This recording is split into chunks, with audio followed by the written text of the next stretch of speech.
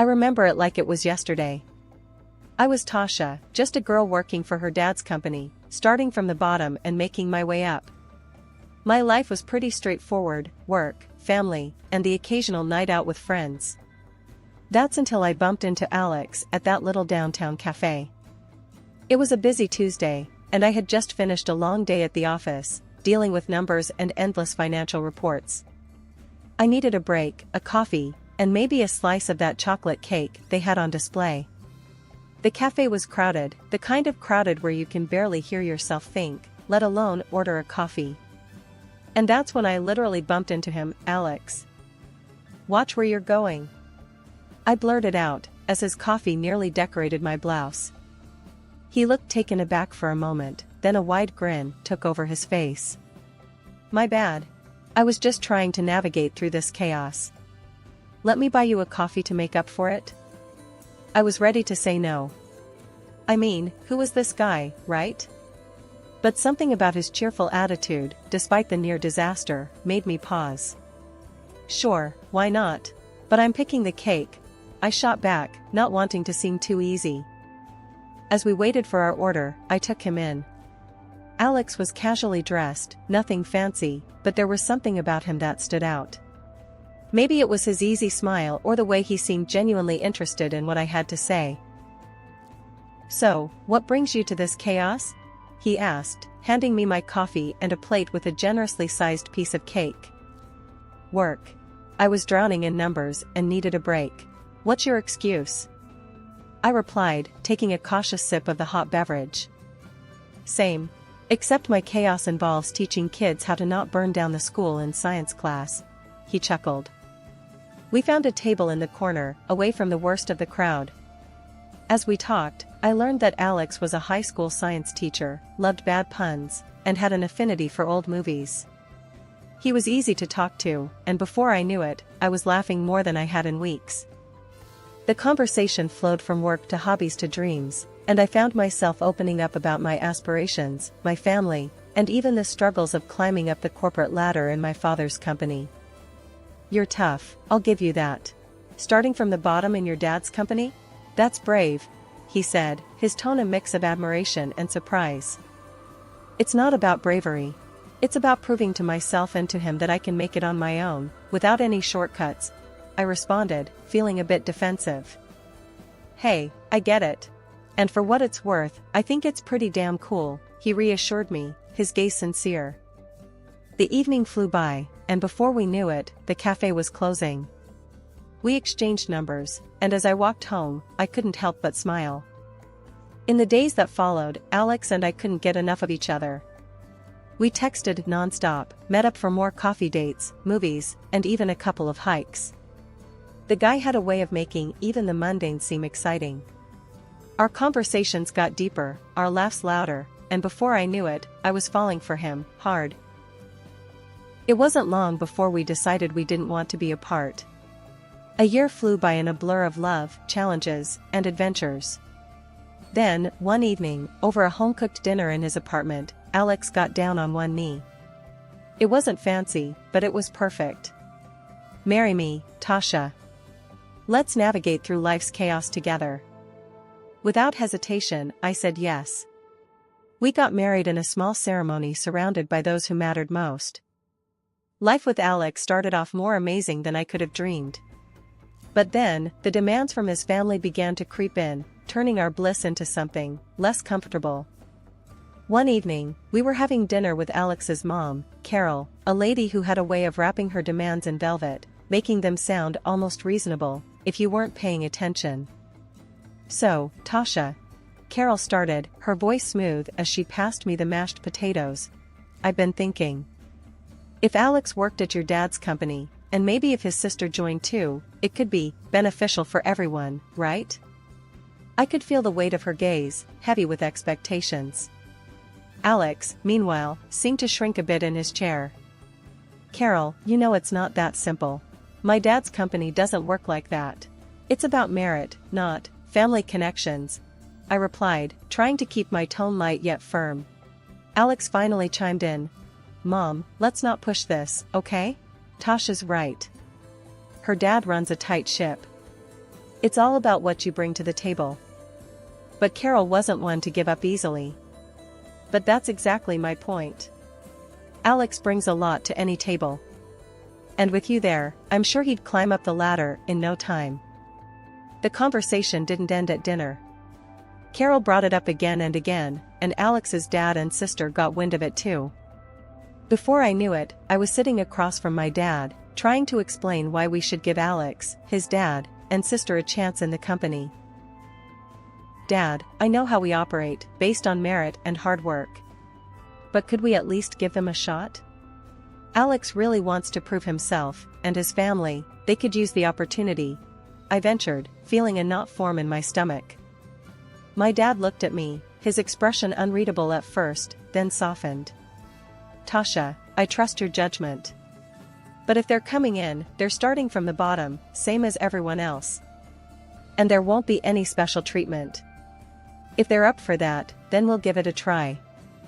I was relieved, but also a bit apprehensive. I knew this was going to be a tough sell to Carol and the rest. True enough, when I relayed my dad's conditions back to Carol, she bristled. Starting from the bottom? But surely, with you there, they could get a helping hand? I shook my head, firm. No, Carol. It's how my dad runs his business.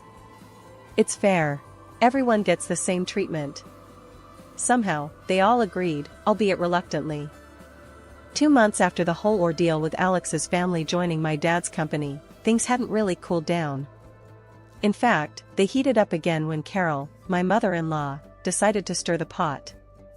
She was over for what I thought was a casual visit, but then she launched into it. Tasha, I just don't get it.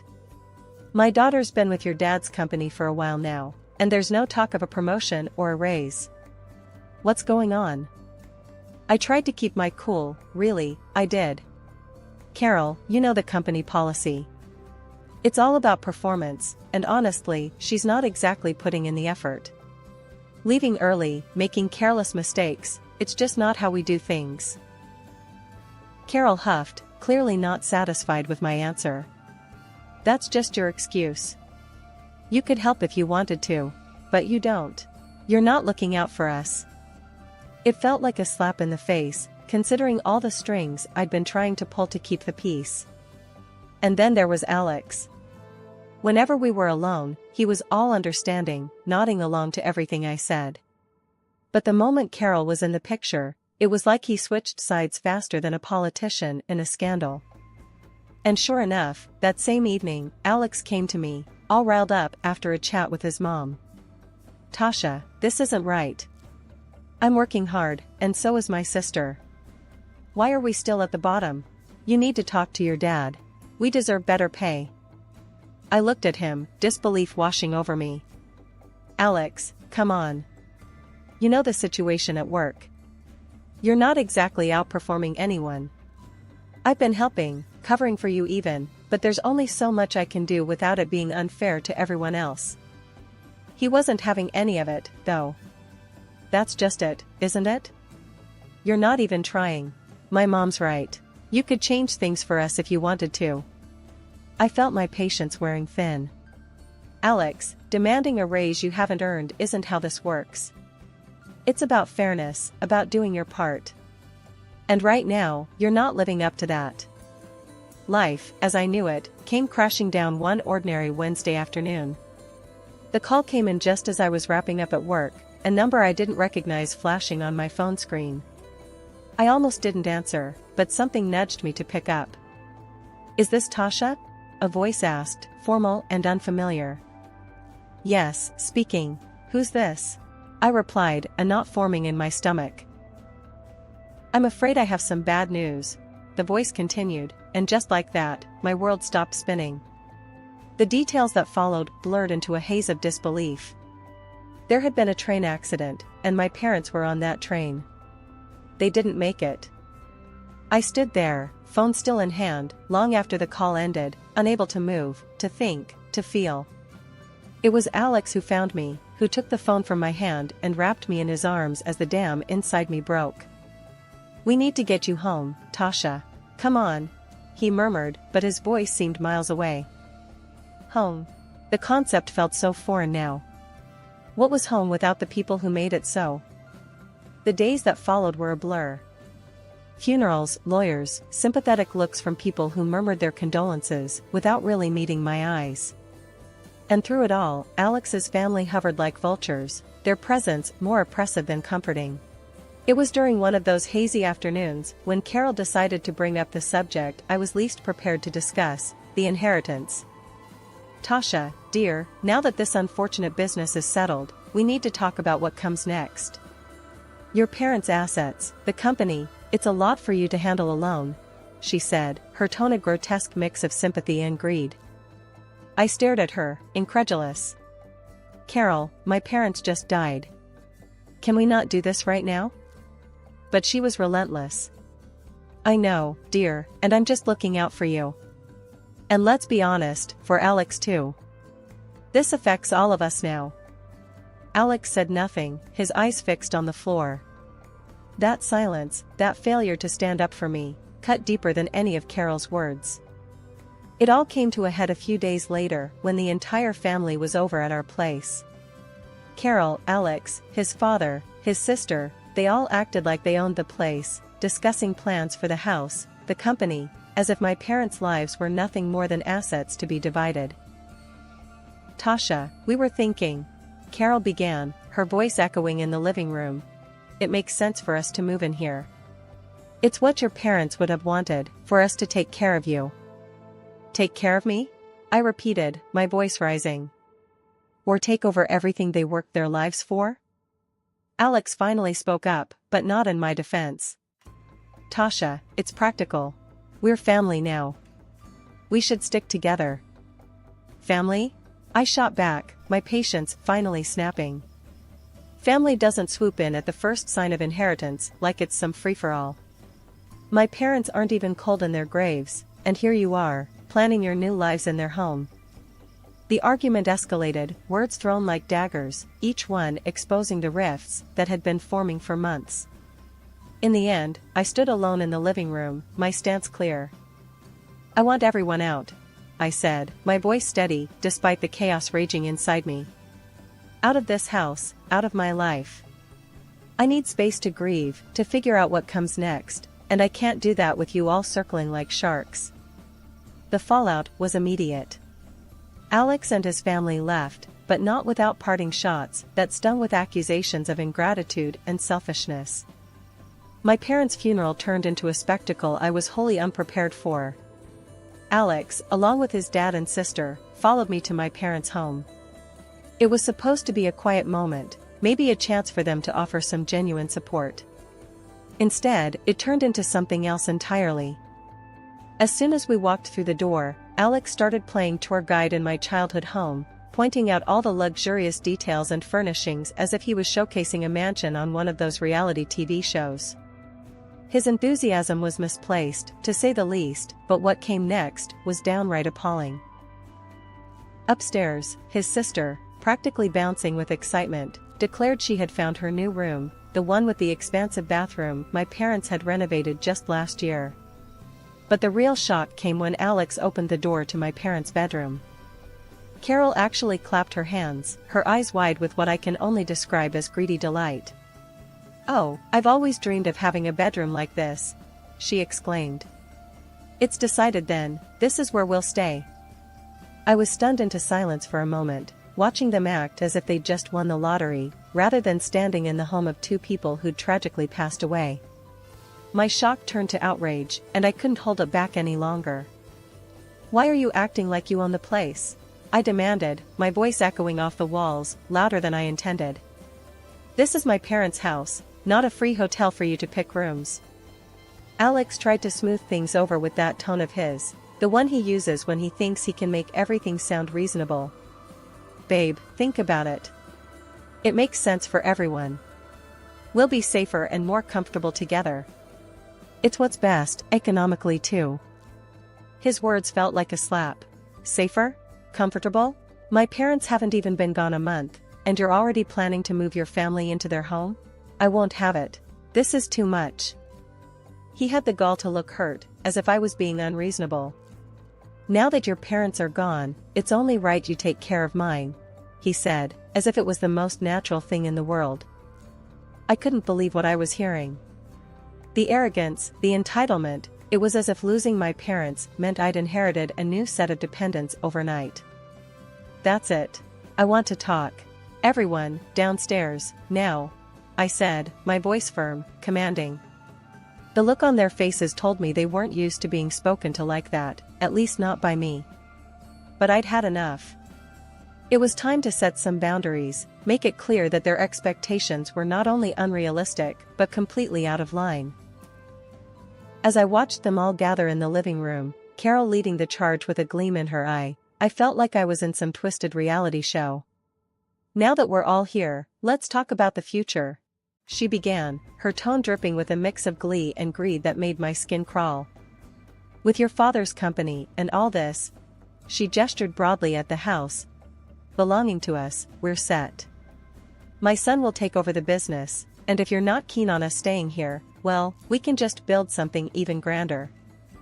I stood there, incredulous, watching them nod and smile as if they'd won the lottery.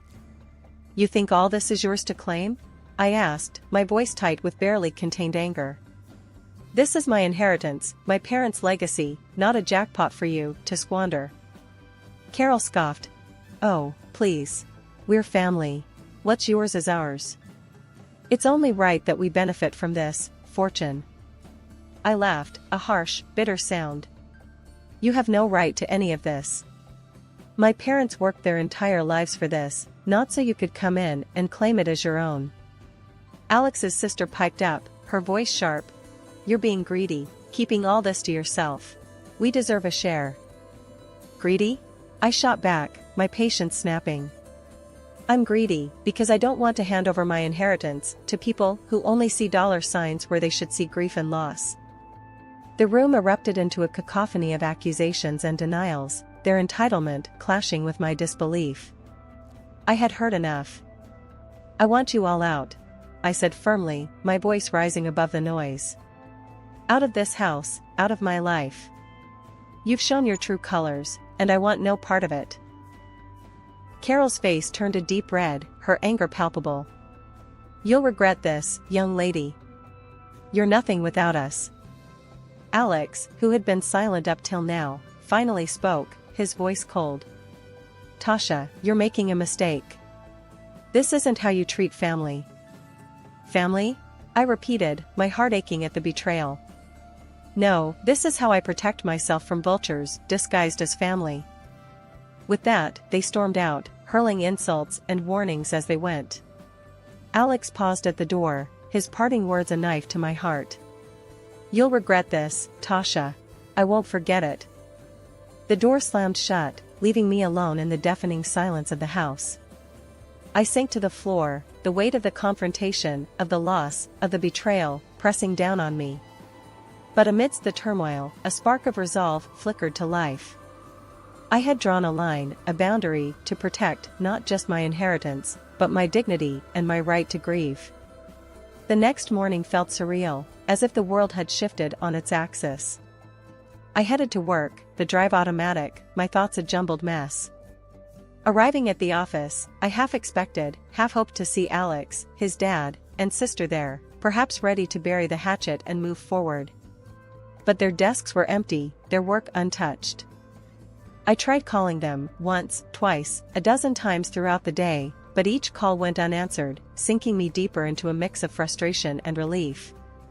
This silent treatment continued for 3 days, their absence speaking louder than any words could.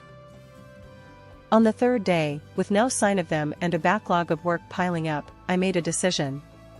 I called each of them into the office via voicemail, giving them one last chance to explain their absence.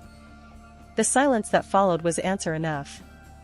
I called HR and, with a voice steadier than I felt, instructed them to process their termination. "They're not coming back," I said, the finality of it all ringing in my own ears. Firing them was not a decision taken lightly, but in that moment, it felt like the only choice. There was no room for half measures, not anymore. Their betrayal, Alex's especially, had cut too deep, leaving a chasm between us that could not be bridged by mere apologies or promises of change. Later that day, I found myself on the phone with my lawyer, a man who had been with our family for years and knew the intricacies of my life almost as well as I did. "I need you to prepare the divorce documents," I told him, my voice devoid of the emotion that was churning inside me. 2 weeks of silence, and then he just waltzes into my office like he's the king of the castle. There he was, Alex, all sun-kissed and smug, acting as if he hadn't just vanished off the face of the earth. He didn't waste a second before laying it on thick. "I've decided to forgive you," he announced, making himself comfortable in my dad's chair, feet rudely slapped onto the table. "Now, about that money for a new house for my folks and sister." I stared at him, disbelief and anger swirling in a silent storm. "Forgive me? And where exactly have you been?" "On vacation with my family," he said, puffing up his chest. "As the director, I don't owe explanations to a mere accountant." That's when it hit me, he really believed he could dictate the terms here. I kept my voice level, my calm a stark contrast to the storm brewing inside. "You were fired, Alex. And as for being the director? That's over. The divorce papers are filed. You have no claim here. Not to the company, not to any property." The color drained from his face, his arrogance replaced by shock, then fear. "You can't do that. I have rights. I'll get my share." I couldn't help but laugh, a sound bitter and tinged with disbelief. "In our state, your rights don't include my inheritance. You get nothing." He stood, a mix of anger and desperation in his eyes, reaching out for me. "Tasha, please." I stepped back, putting distance between us. "No, Alex. It's done. We're done. Leave." As he stumbled out, I could feel a weight lifting off my shoulders, even as my phone started to ring. "Carol." Her voice was as pleasant as nails on a chalkboard.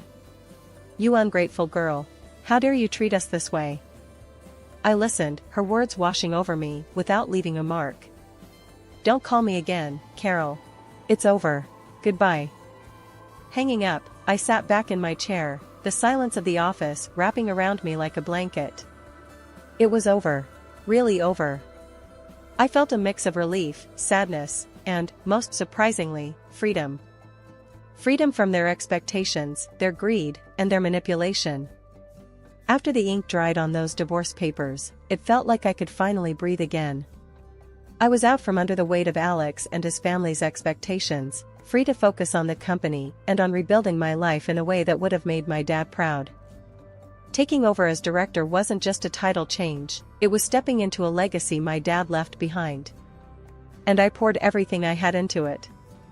This past year, we saw profits spike by 8%, a record that felt like a nod from my dad, wherever he was, telling me I was on the right track. Then, one afternoon, amidst all this progress and personal growth, Carol called. Her voice, once so sure and demanding, was tinged with desperation.